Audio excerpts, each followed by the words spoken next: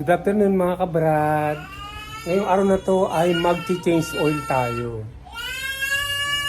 Napag-decide ko na mag-change oil na ako kahit na hindi ko pa na-hit yung yung mark na 5,000 kilometers. Actually, pa lang, kulang-kulang pa ng 4,000 kilometers ang natatravel ko. Pero na ako kasi matagal na. Hindi ko kasi usually ginagamit yung sasakyan na to. Kaya dapat mag-change oil na ako kahit na hindi ko siya ganong ginagamit. Ganun mga kabrad. Last na nag-change oil ako nito ay nung 50,000 kilometer niya. Ngayon ay 53,600 ang kanyang kilometrahe ngayon. Bali, 3,603 kilometers lang ang natakbo niya magmula nang na-change oil natin siya noong November 23, 2022. So, siyam na buwan na. Dapat ma-change oil na to kahit na hindi pa ma-reach yung 5,000. So, dapat i-change oil na natin talaga to. So, i-change oil ko na to.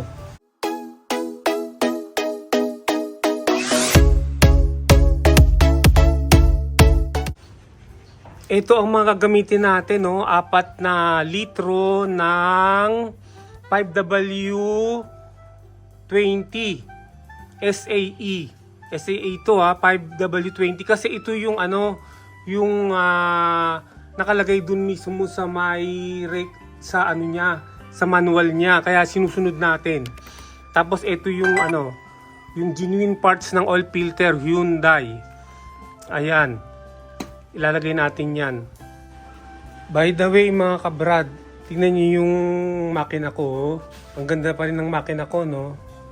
Oh. Tingnan nyo, wala siyang kung napapansin nyo, wala siyang mga pinamumugaran ng daga. Di ba dun sa isang video ko, meron akong pinakita ko na sa inyo to eh. Ito, nilalagyan ko ng matte balls.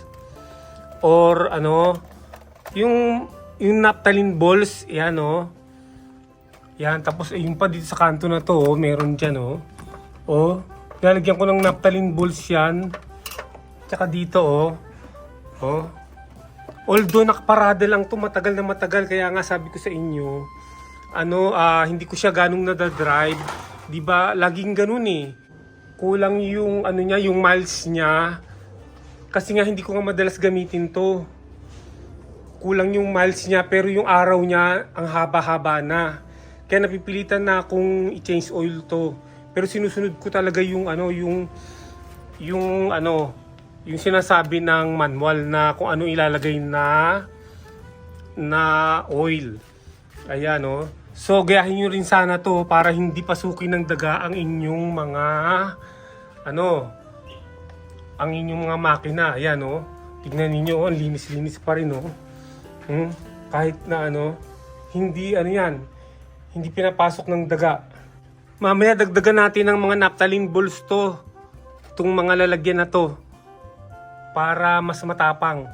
Hindi ko na tinatanggal sa plastic eh, binubuksan ko lang yung plastic, kinakat ko lang yung pinakaibabaw ng plastic, yung pinakabunganga niya, kinakat ko lang, tapos pinapasok ko na kasama yung plastic tsaka yung naphthalene balls. Ganyan lang hindi naman pumapasok yung amoy sa loob ng kotse. Okay, umpisa na natin mga kabrad. Ito meron na tayong 17mm pantanggal dun sa ilalim, dun sa may sa pan niya, oil pan. Tapos ito yung pang natin, pang salo ng oil. Ayan. So pasok tayo sa ilalim. Ito yung tatanggalin natin mga kabrado, ito. Ayan.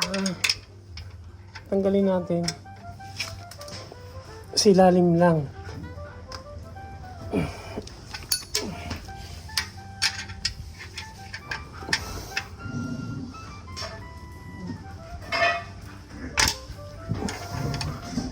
Ayan, lumuwag na agad.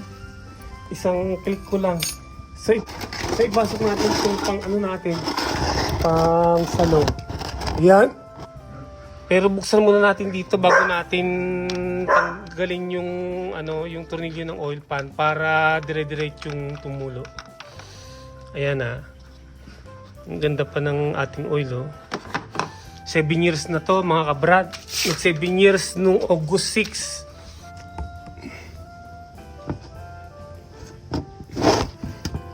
Okay, tatanggalin ko na. Ayan. Tinatanggal ko na ang takip ng oil pan, ang tornilyo para tumulo na yung langis. Ayun, tumulo na yung langis. Ayan na.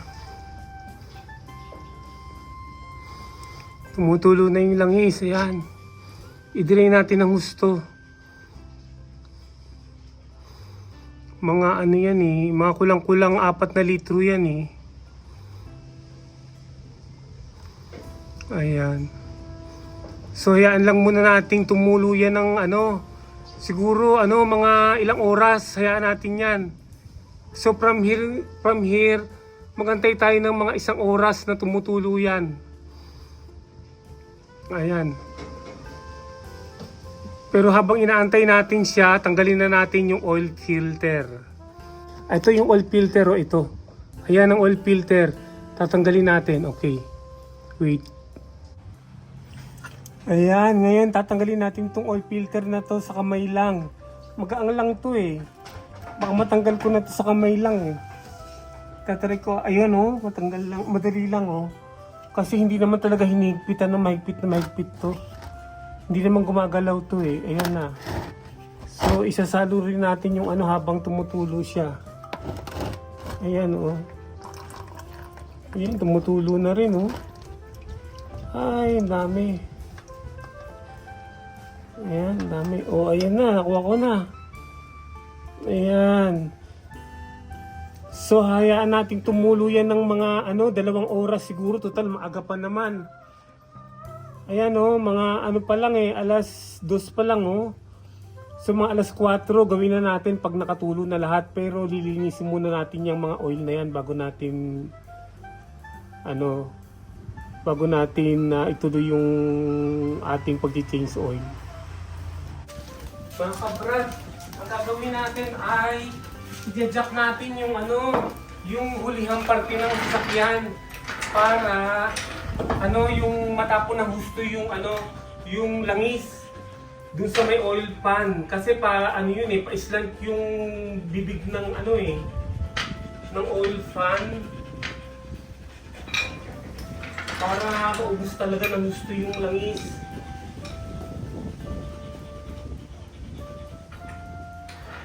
I-jack natin to.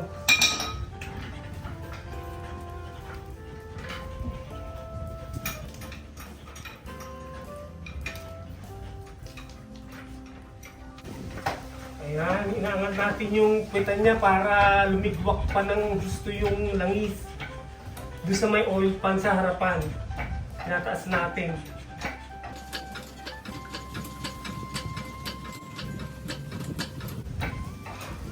Tapos 2 oras nating ipapatuluin yun para para maubos talaga lahat yung yung langis na use oil.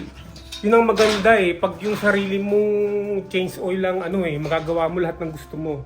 Pag ikaw mismo nag-change oil ng sasakyan mo. 2 hours na ang lumipas mga kabrad. Punasan natin itong mga madudumi bago natin lagyan ng oil yung ating makina. Ito, punasan din natin itong tornilyo sa ilalim ng oil pan. Ayan. So punasan din natin yung yung paglalagyan natin ng oil filter. Ayan, nalinisan na natin. Ilagay na natin yung tornilyo nito. Unang-una na para mabilis. Ayan.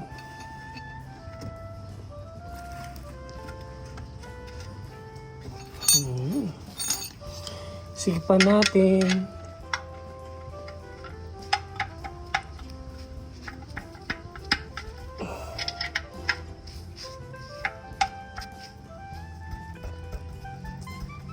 Ayan, masikip na. Hinataw ko na ng hinataw. Ayan. Ngayon, yung oil filter naman. Kaya lang lagyan muna natin ng laman to. Lagyan natin ng laman ng oil. Ang ginagawa ko dito bago ko ilagay ito sa ilalim, ay nilalagyan ko muna ng oil. Ng oil mismo. Pinupuno ko yan.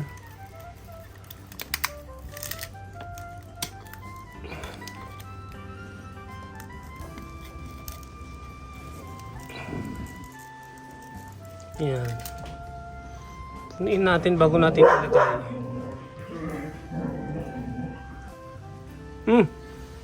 Ayun, okay na yan. Ay, teka, lagyan pa natin ng konti. Uy. Ayun, tapos ipunas natin dito sa oil ring. Oil ring, ayan. Punasan ko lang, may tumapon na konti eh. Punasan ko lang dito sa gilid. Ayan. Lumubog na yung mga oil ha. Ba't kaya lumulubog yung oil? Parang ang dami na ano na oil.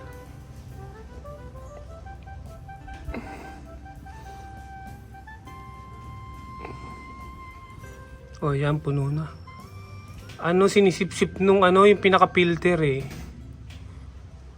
Ayan, ayan o, ayan o, ayan. Okay na yan, pwede na yan. Ilagay na natin sa ilalim. Ayan, ilalagay na natin. Ang paghihigpit nito, ano lang, yung hindi ganong mahigpit. What I mean, yung kaya lang ng kamay. Hindi naman siya natatanggal along the way eh. Kunyari, ginagamit mo na yung kotse mo. Hindi man siya kumakalas. Oo, yung hand tighten lang siya, hand tighten. Yung pinakamalakas na pag-tight mo sa kanya. Pinakamalakas. Ayan.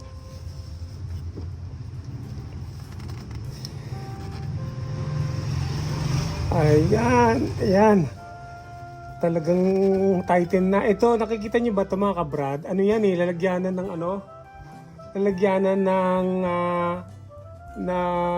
albatros o ng mat balls. Yan, lagyan muna natin. Sige ha, pakita ko sa inyo. Yan ha, ito isingit lang natin. Ito mat balls to eh oh. Kasi ang ganda talaga ng ginawa ko ng paraan ano. Ako lang talagang may idea nito eh. Dito sa ilalim nito, meron ako nilagyan din ng lalagyan ng ano, ng mat balls para hindi inaakyat ng daga. Yan oh. Hindi inaakyat ng daga yung ano, yung aking makina. Talaga naman.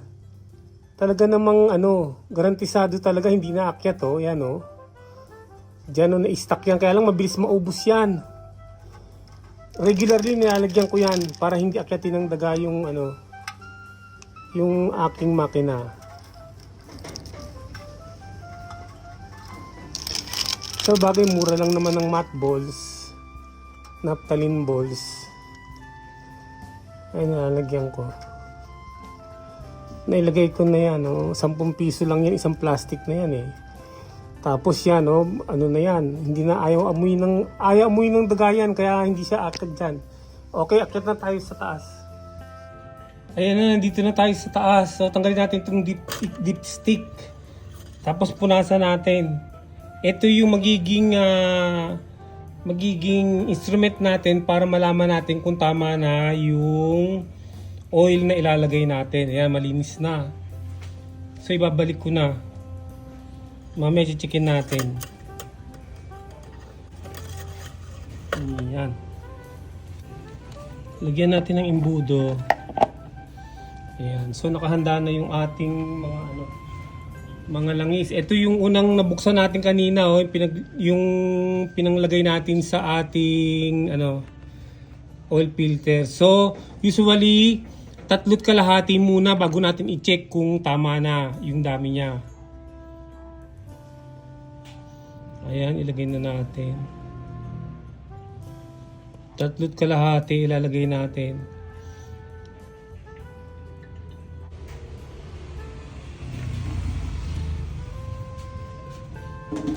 Yan, then isa na naman. Yun.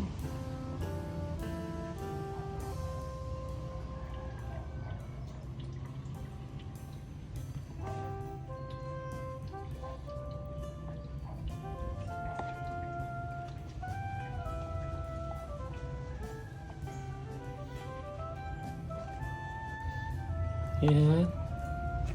So nakakadalawa na tayo. Isa't kalahati na lang. Isa't kalahati na lang. Yun.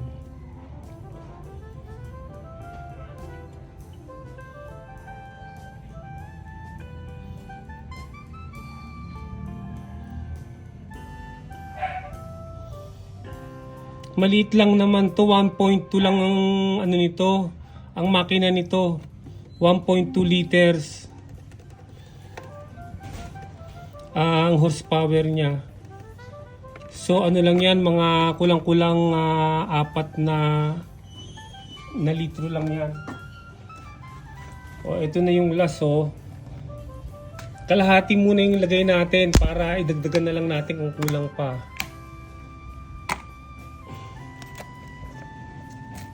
Yan. Kalahati lang.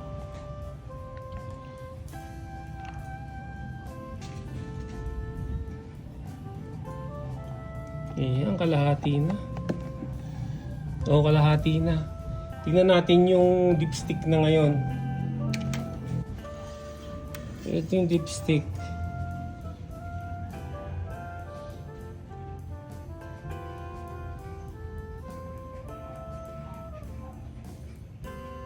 Uy, sakto na yata oh. Punasan natin tapos ilagay uli natin.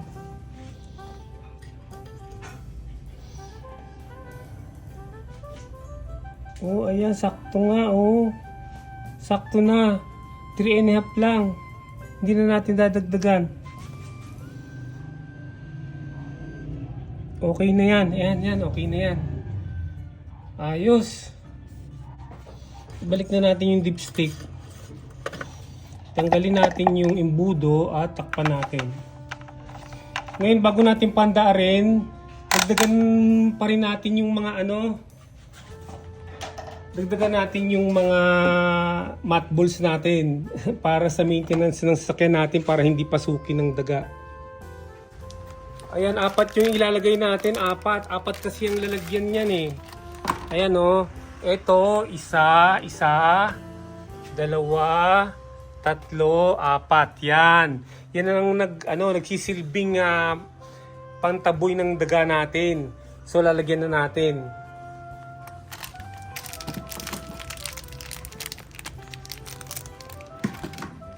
Ito, unahin natin itong narito sa makina. Ito, lagyan natin. Ayan, nilalagyan. Uy! Ba't hindi? Ayun. Ayan, oh. Mga kabrad, ano yan ha? Madali lang matunaw yan. Kaya dapat replenish kayo ng replenish.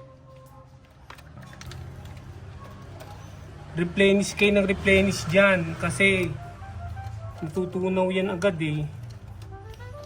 Ayan, so nailagay na natin. Dun sa isa. Dito naman oh. Ayan, angat ko lang yung takip. I-ano ko na. Oh, ayan, nandiyan. Ayan, oh. Ganyan ang pag-maintenance natin dyan. Tapos itong pangatlo. Uy. Ito. Ito, lalagyan natin ng laman to. Ayan.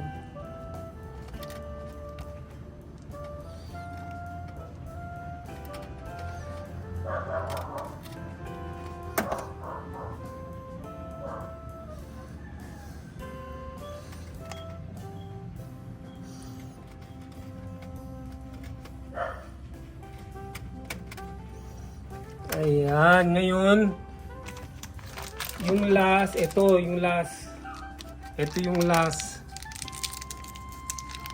Ayan, lalagay lang natin, ipupuro lang natin, ibubuhos natin yung isang plastic na halagang 10 piso. Ayan, ganyan, okay na yan. So, hindi na aakyatin ng daga yan. So, paandarin na natin mga kabrad, tignan natin kung okay na yung ginawa natin sa pag-change oil. Paandarin na natin mga kabrad para malaman natin kung tama yung ginawa natin. Yun, maganda naman ng maganda yung tunog ng makina. Ayan. Nasa siya yung RPM niya yun nasa 1. Nasa 100. Ayun. So, okay na mga kabrad. Successful ang ating simple change oil. Papatay na natin mga kabrad para susukatin natin kung tama na yung yung oil niya sa dipstick. Ngayon, checkin natin uli sa dipstick para malaman natin final na to. Ianuhin muna natin. Linisin tapos i-dip natin uli. Tingnan natin kung gaano karami.